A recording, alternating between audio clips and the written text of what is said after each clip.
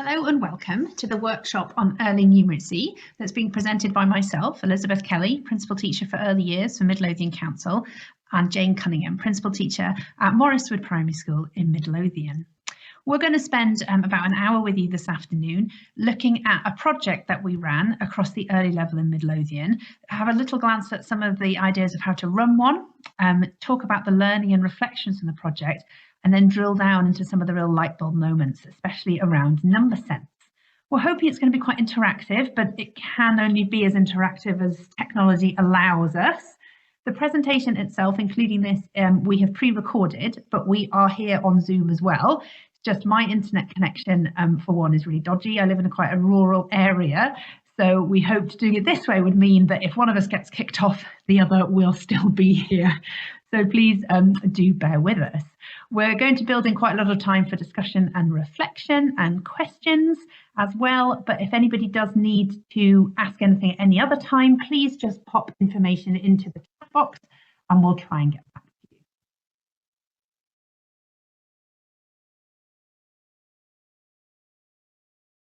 Okay, before we get started, we wanted to do just a little icebreaker really, but we're aware that not everybody is comfortable speaking on Zoom. So we thought what we'd ask you to do is just to pop your name, possibly your job, position, title, and something interesting about yourself into the chat.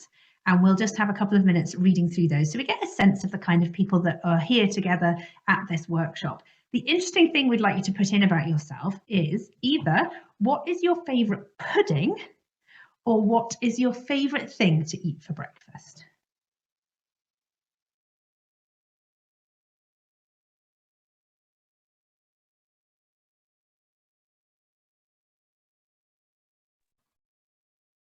Is anybody up for the icebreaker? Oh, here we've got a couple. Cake, crumble, lovely.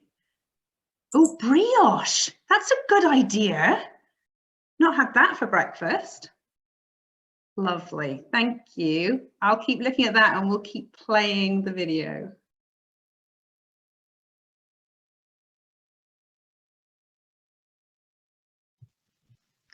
Okay, well, that was fun and it's given us a bit of a sense of who we're talking to. It's very strange on Zoom that you just kind of put it out there into the ether. It's not like being face to face, but we'll make do. So the aims of our workshop today are highlighted on this slide. And really, we wanted to have a chat with you about a methodology to do with a project that we ran across early level to give you tips and tricks, if you like, about how you might be able to run a simple improvement project in your own early level. We were then going to share and discuss some of the light bulb learning moments that we had from our project in case it helps you and other practitioners to reflect on these same things in your ELCs and primary one classrooms. And then we've also built in time to reflect on your personal practice or your setting around these areas as well and start to think about how you could make possible improvement. The project that we're discussing, we began in August 2019, so it did get caught up in the whole first lockdown and COVID, but we still had a really rich experience before that time. We began the project because we felt that there was, amongst practitioners in our ELCs, a lack of confidence when it came to teaching STEM subjects, and especially when it came actually to maths and numeracy. This we decided was for various reasons. Some people felt they lacked a certain knowledge about the subject, and in the ELC, practitioners come through very varied routes to get into our settings. Some have much more numeracy input than others. Some, to be honest, have absolutely none. So we have a very varied workforce. And likewise, in our primary one, we felt that there was a need to explore the potential of play more around numeracy and mathematics. So we came across this idea of this project to bring both of those things together, create a working party of ELC practitioners and primary one teachers who together were going to build their learning around maths and numeracy. And it was quite a loosely based project to begin with. We had no real predetermined end or agenda, and that was what was so great about it. We wanted to together discover and build and delve deep into what was going on in numeracy and mathematics, what was preventing sometimes some really deep learning for the children, and how we could change that. We applied for funding from the Education Scotland STEMS grants programme and were awarded a grant of about £8,000 for the first year and £12,000 for the second year to run the project, which was excellent. The money was really to help us to get teachers and ELC practitioners out of class and settings so that they could come together during their own professional working time to develop this project. I was really keen on that happening because I felt it gave kudos to the project. I felt it showed that we respected our staff as professionals and that we wanted them in their professional time to build this together.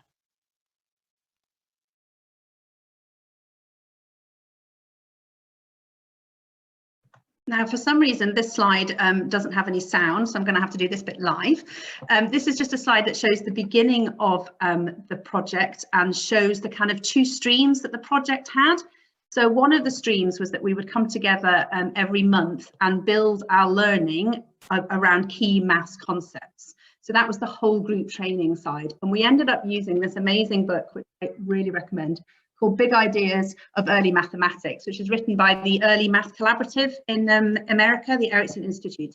And we use that to work together as a group and really dig into things like number sense and sets and data handling and stuff. So that was one stream, if you like, of the project. The other stream was individual projects within individual settings. So that was based more on baseline data, and we'll go into that in a bit more detail over the next slides. So we looked at data, and then each setting did an individual kind of mini improvement project. So they were the two streams.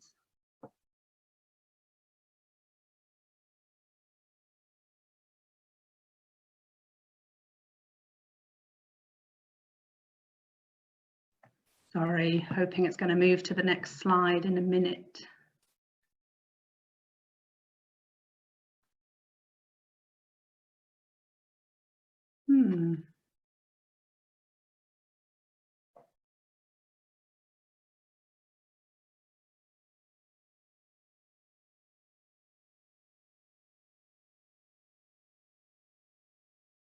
Any minute now, it's going to do it. Hopefully. I obviously had a lot more to say when I was doing the slide.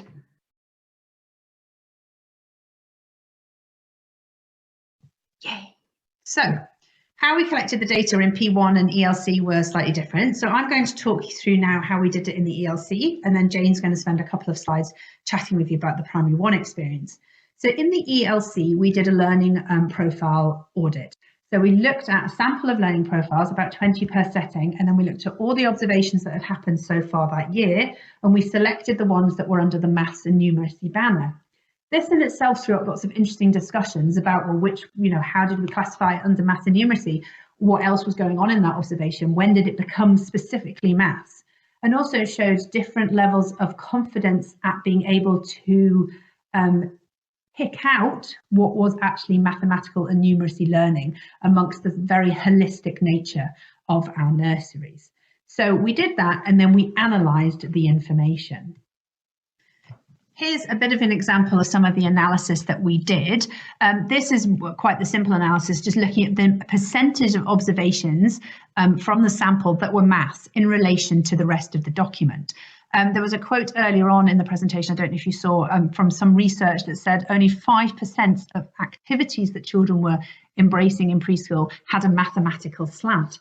So most of our nurseries were doing a bit better than that, in that the percentage of their observations was a bit higher, but across the board, the average was about a quarter. So 26% of observations had a maths and numeracy slant on them. So that gave us pause for thought to begin with, and to start questioning, was that enough? Was it too much? All these kind of questions. The other analysis that came out was we looked at areas as well along the nursery, and often it transpired that where practitioners thought they would get a lot of maths and numeracy observations, they didn't. So, for example, one of the practitioners found that there was nothing happening in their mud outside, and they were quite confused about that. And when we drilled deeper into that, we thought actually it had more to do with practitioner confidence in looking at maths outside. And they needed to, as they said, turn their maths brain on And once they had all turned their maths brains on outside, the learning experiences that the children were doing were very, very rich. So just this quite simple analysis began to open up lots of experiences and questions and learning that already had started to improve outcomes for children.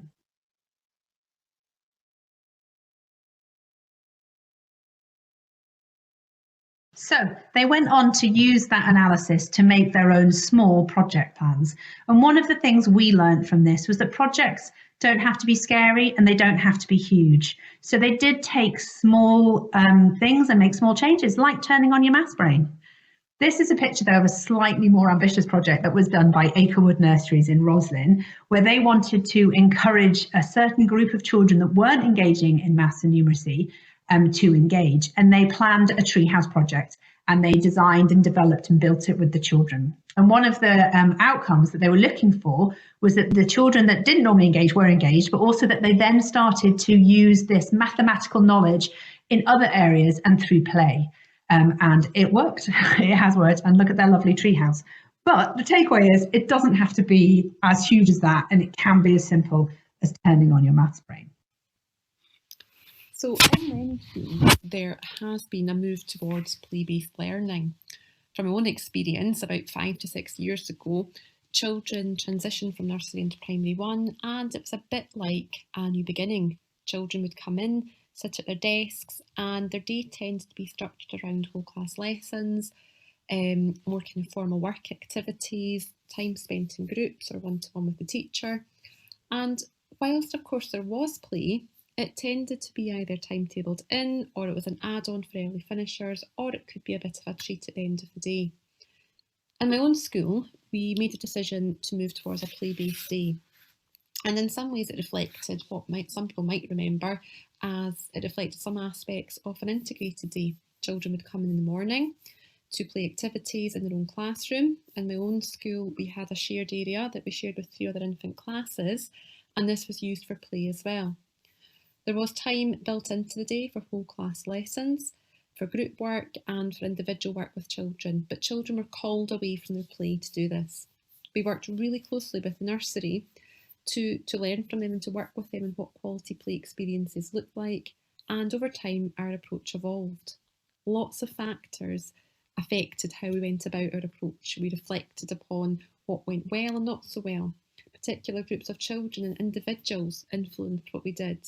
We worked closely with other schools embarking on the same journey, but I think it's important to add that each journey was very individual, as we all worked in different contexts with different children and with different physical layouts within our buildings. Throughout the process, we did have this really strong feeling that what we were doing was working. Children came into school happy and probably more settled at transition, coming from nursery into primary 1, and at smaller transition times, for example, coming into school in the morning. Listening and talking improved, story writing, numeracy improved. And although we knew that there were these huge gains from our change to a play-based approach, we couldn't quite quantify that. Now, was that important? Well, it was, because we still had to justify that this was an effective approach to learning and that what we were doing was working. So that's why within the project, some primary 1 practitioners set up their own small inquiries with a view to seeing how they could improve numeracy within their classes. So I hope that in this slide, it will give you some clear steps that you can take if you were to choose to do your own small inquiry into your own practice in developing numeracy within a play setting or a primary 1 setting. So the first thing that I did in my own project is I observed the children as they played. I set aside a bit of time every day to observe the children, and quite simply I tally marked how many children came to particular activities. I then homed in a little bit more, and I used a Leuven scale to establish the scale of engagement or the level of engagement for each child. Now, you may or may not have heard of Leuven scale. So in a nutshell, it measures children's emotional well-being and their involvement, both of which are considered vital importance for learning and development in children. Some children were found to be highly involved in their play, but not necessarily highly engaged. and I had to question, is what we were seeing maths? So one example is a maths activity that had been set up in the water tray to explore capacity and volume, and the children were having a wonderful time exploring water monsters. Now, that's not a bad thing. That was absolutely fine because there was some very rich learning going on, but it wasn't what the person set out to do who set that activity up. The other thing that we did at this step is we did an audit of the different activities that were available for the children. And this is something that surprised us. I thought we had a lot of numeracy and maths activities out. Actually, the activities that we were providing were more leaned more heavily towards literacy-based activities. Now, this threw up certain, what I like to call the so what factors. So we had this information. What did we do with it?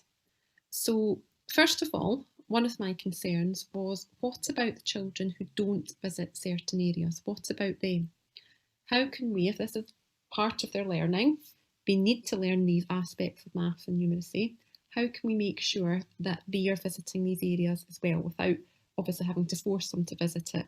So that changed, that influenced how we planned these activities. So for example, when we were introducing a new concept or revising a concept in numeracy or maths, we would have our lesson as normal, and then the activity would be introduced to the children, and there was that expectation the children would visit it.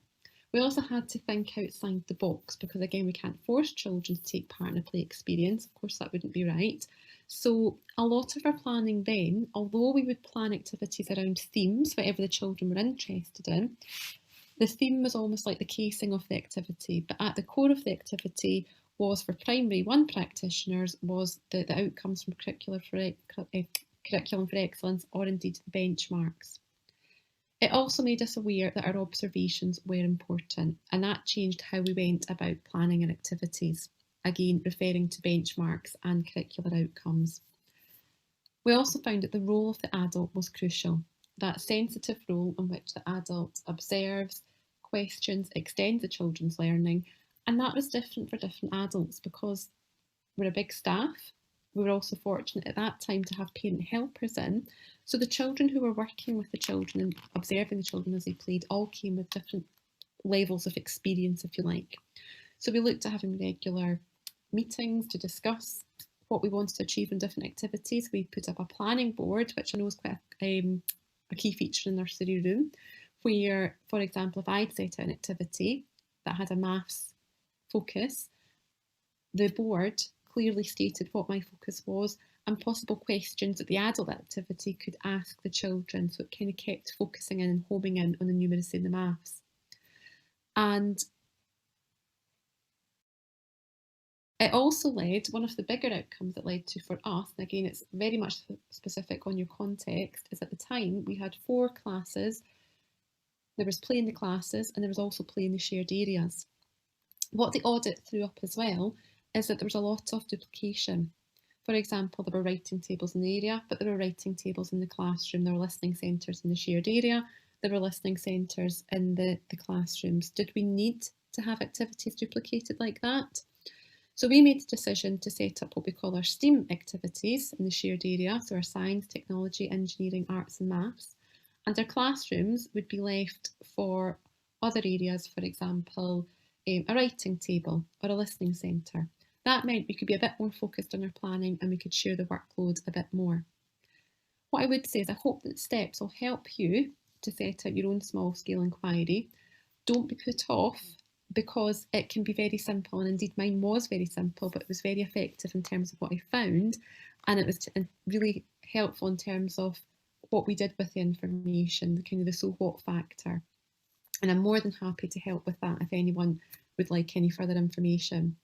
And it's very much that a one size doesn't fit all. This worked for us because of our physical layout, and it also, what worked well for us was collaborating with other schools. Okay, so if anyone has any questions they'd like to ask Jane or I now, specifically about the projects and how we ran them, then please feel free to pop a question into the chat and we'll respond to you. Alternatively, if you raise your hand on Zoom and would like to ask a question, you could speak out, bearing in mind that this session is being recorded. Alternatively, we will be able to share our emails at a later date, and you can email us any questions that you might have.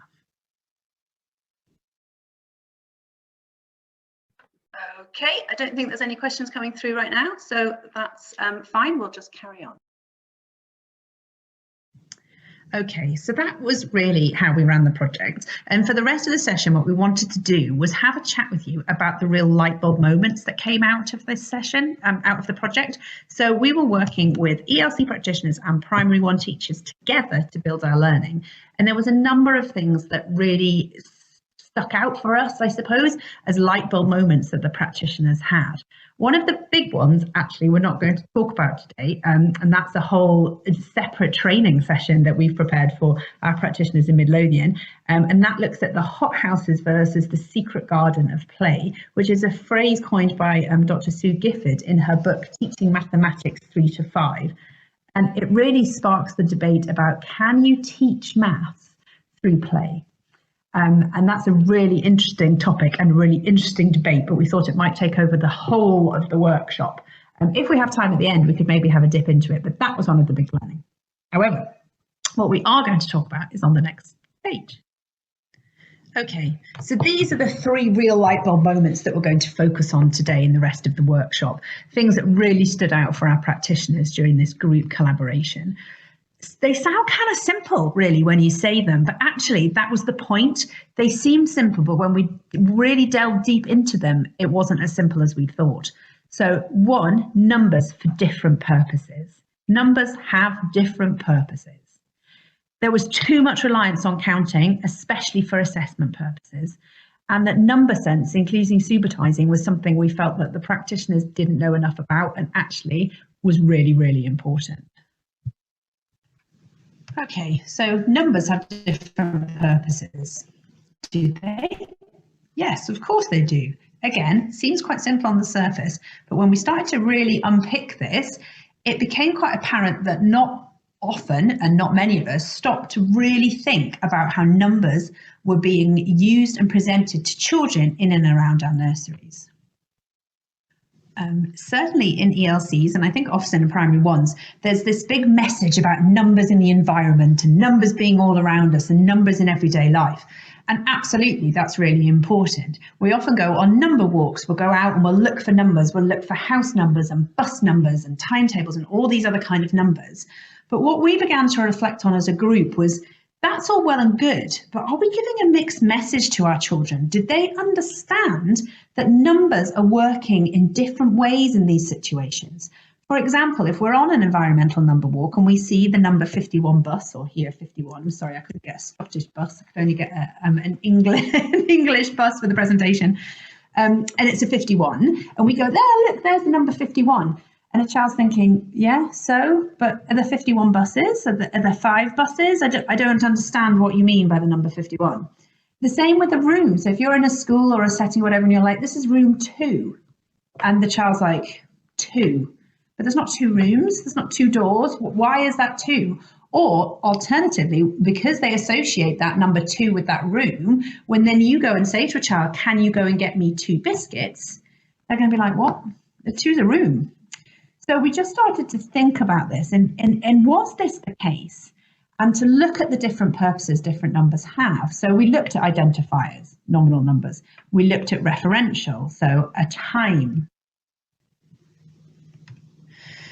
So then we also talked about cardinal, which is probably the way most of us think of number. And as we'll go on to discuss in greater detail how we should be encouraging our children to really think of number. Cardinal is the amount, isn't it? The cardinal number, the amount of something. And then there's ordinal, so positional, second in the queue, the second toilet stall, the third parking space. And some recent research has actually highlighted that children, certainly under the age of 5, really struggle with that as a concept, to the point that it really doesn't factor into their mathematics at all.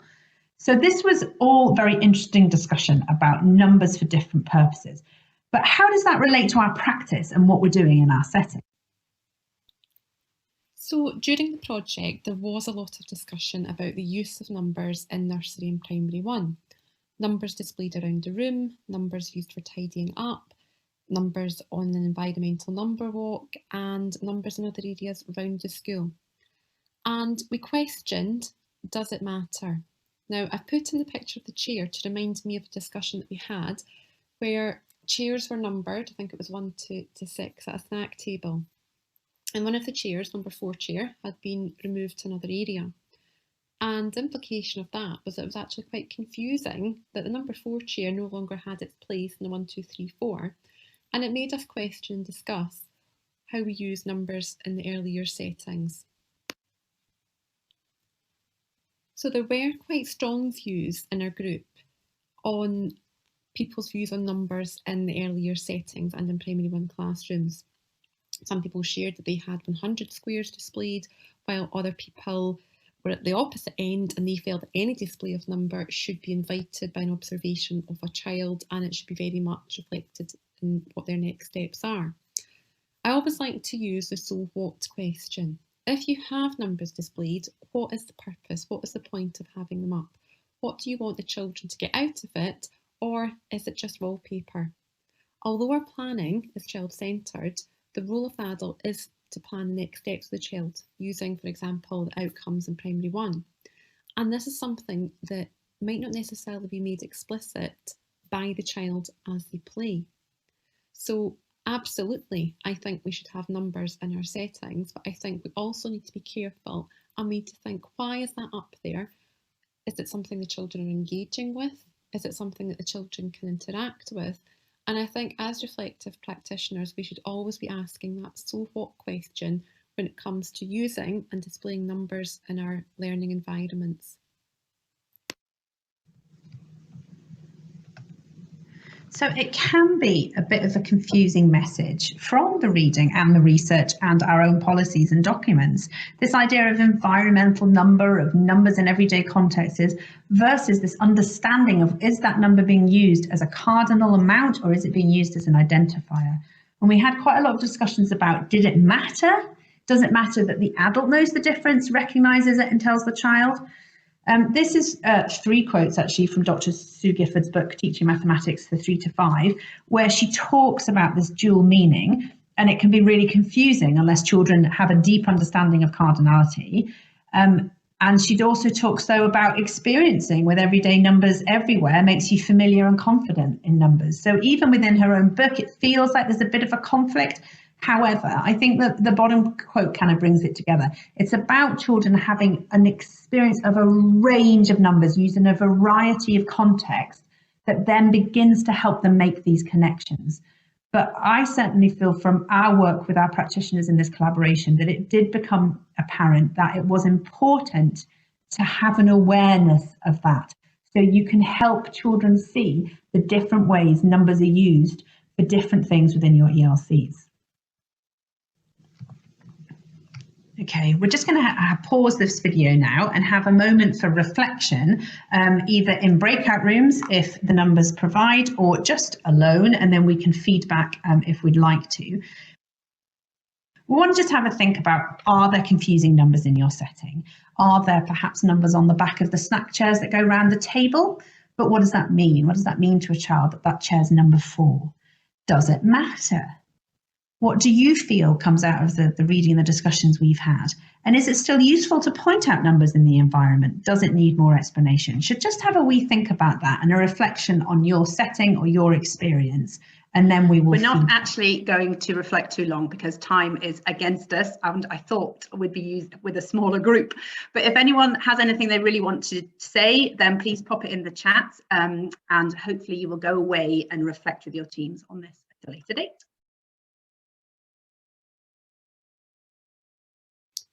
So this brings us to our next light bulb moment, which was counting.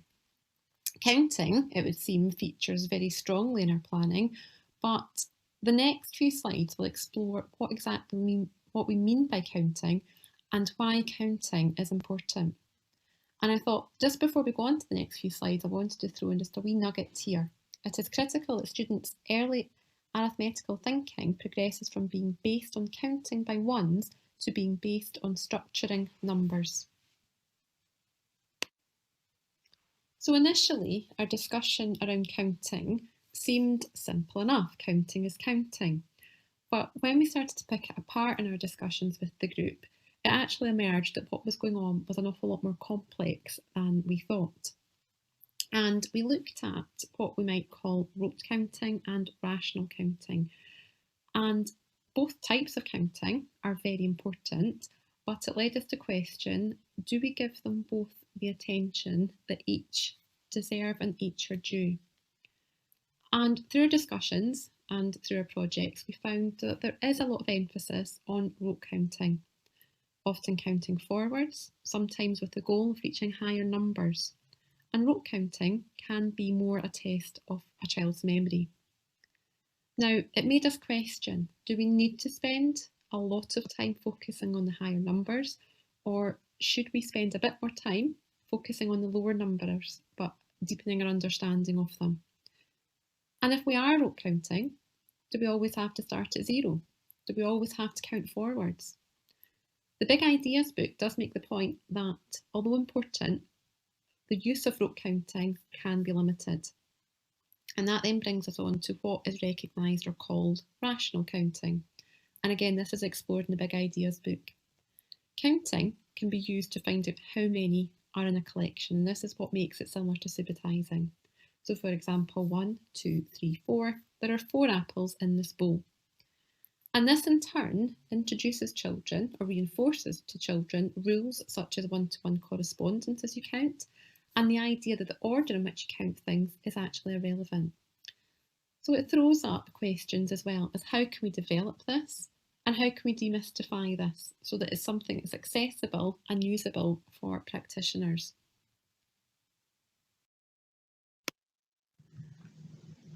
Okay, thanks, Jane. So we're on to our third light bulb moment, as it were, from the collaborative project, number sense. And this was a huge biggie for us. So we're going to spend quite a bit of time on it. Okay, so for a number of our practitioners, the word number sense and especially the word subitizing were quite new, not to everybody, but to a couple of people. And I think this was one of the things that we found throughout the collaborative project was we had to demystify maths, that maths phrases can appear quite daunting and quite scary. Things like one-to-one correspondence, cardinality, ordinal, nominal, all these words can kind of freak people out, to be honest. So we did spend quite a lot of time demystifying maths. Number sense here, there's 7 different definitions that Jenny Black talks about in her article on the Enrich website. And we went with the top one, which was really an awareness of the relationship between number and quantity, or the numberness of number. That's how we called it. So a child understanding that 4 is 4 things, that there's 4 things in a 4. Not that 4 is a chair or 4 is a door, but that there's 4 things in a 4. That's what we decided we would call number sense. And that's what we started to build our understanding around.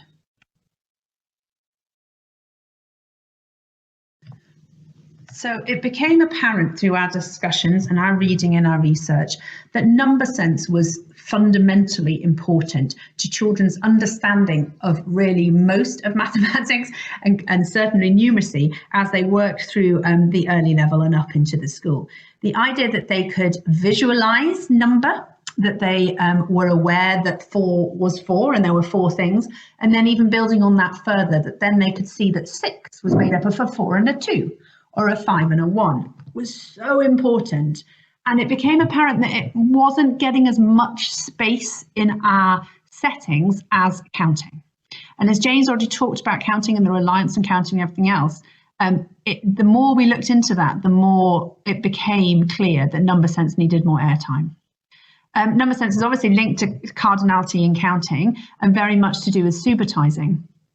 Subitizing is when a child can understand, if you like, a small number of objects they can perceive without counting.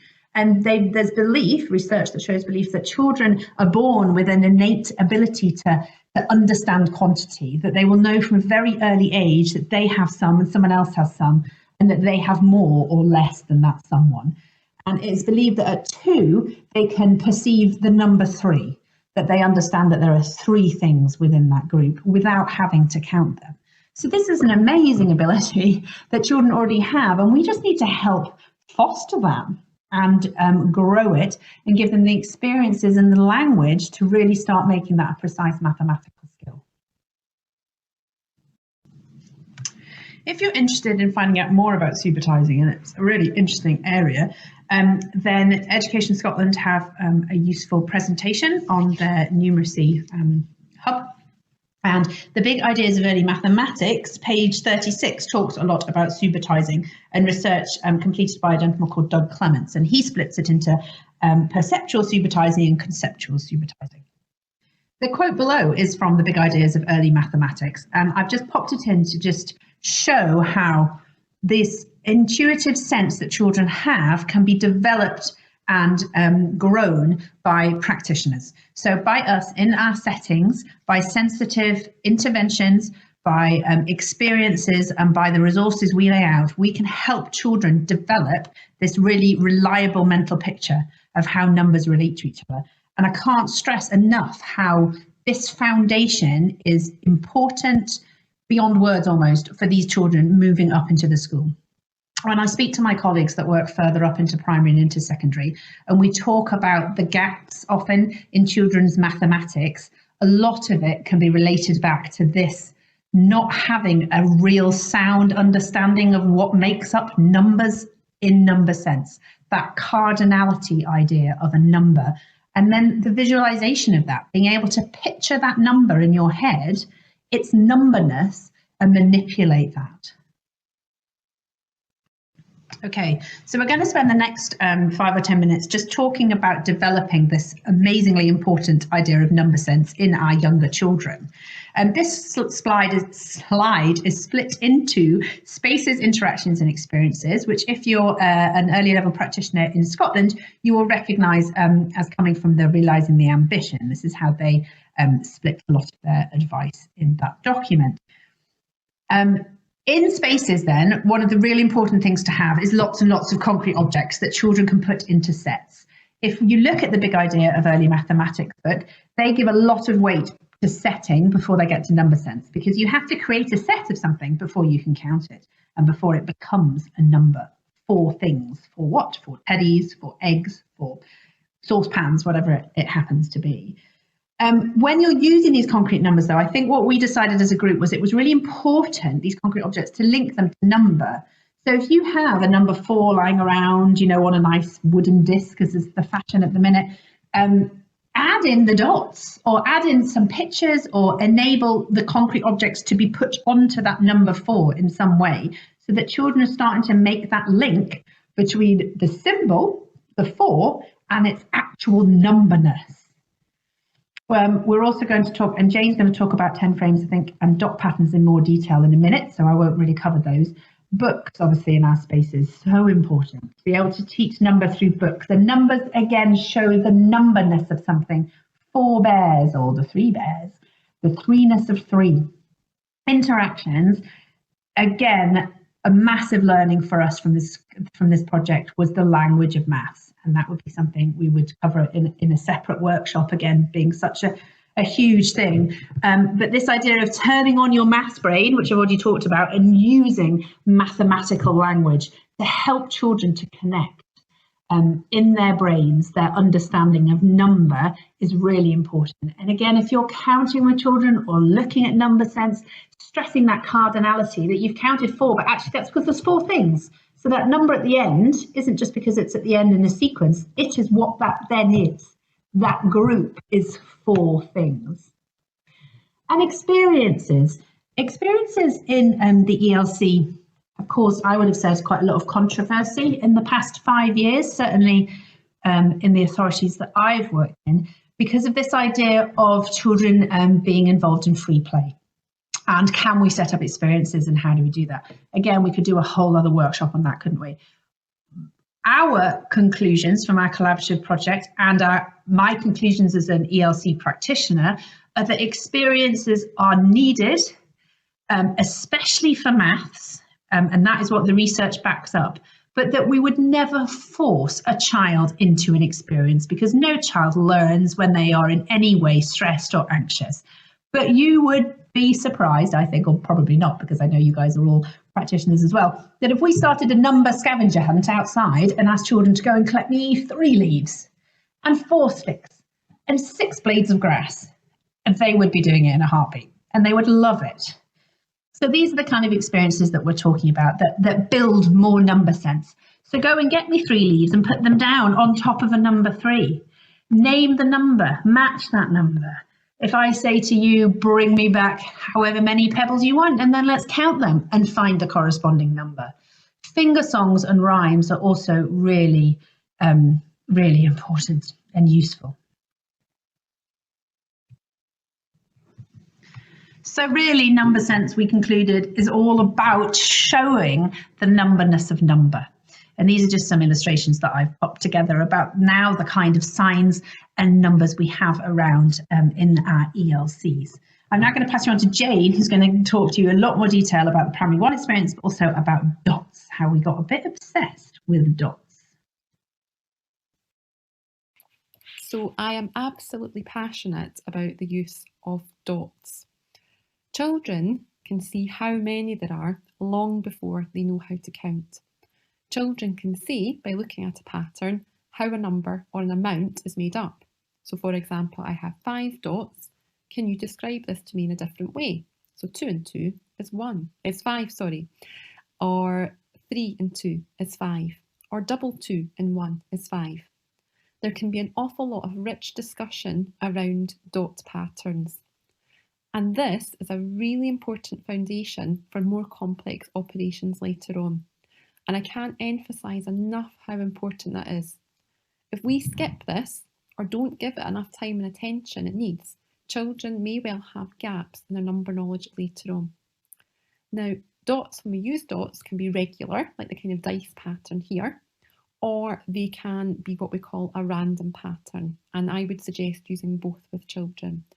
Now, one idea that I use in the Primary 1 classroom, and I can't take the credit for this because it's someone else's idea, is that I would use a puppet and we would have dots everywhere and we'd have lots of discussion about the dots. So I would show the children, for example, a flashcard with the regular pattern of 5.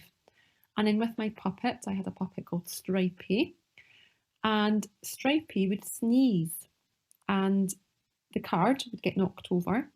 And I would pick up another card with the same amount of dots, but the dots were irregular, like the ones you can see on the right-hand side. And I would say to the children, oh, the dots have been blown over the page by Stripey's sneeze. How many are there now? And it reinforced the idea, it let the children explore the idea that 5 is 5, regardless of how the dots are arranged. And it helped them to recognise that 5 could be shown in different ways. And also it helped them to spot different number patterns. So I wanted just to share some more ideas that can be used to develop the idea of using dots for numeracy and for counting. So one example is asking the children to use their bunny ears. So show me 5 with your bunny ears. The children would put 3 fingers to one side of their head, 2 to the other, or of course they could do 4 and 1, whatever combination. If that was too tricky, it could be made more simple by, rather than having the bunny ears at the side of your head, you could put your fingers in front of you to begin with, and then put the bunny ears to your head. You could use the beats of a drum to count out. Here we have 5 dots. Let's clap that out or use the beats of the drum to know what 5 is. Numicon is another excellent resource, as is simple cubes. 10 frames can be used in lots of different ways. We can use them for discussion of how numbers are made up. We can use them for early addition and taking away. And what I would like to think about and to consider is, does this influence what we display in our classrooms or our nursery learning environments? So for example, thinking back to the chair with number 4, rather than just having the numeral 4 in it, could it also have 4 dots on it as well? How could we integrate these ideas into our play activities? Another idea that I didn't mention there is to have something like an egg carton with objects in so many of the little boxes within the egg carton to show how numbers are made up and to show how many more you would need to add to make it up to a certain amount. So I would like us to take a few minutes just to think about how this can influence what we display and how we could integrate this into our play activities.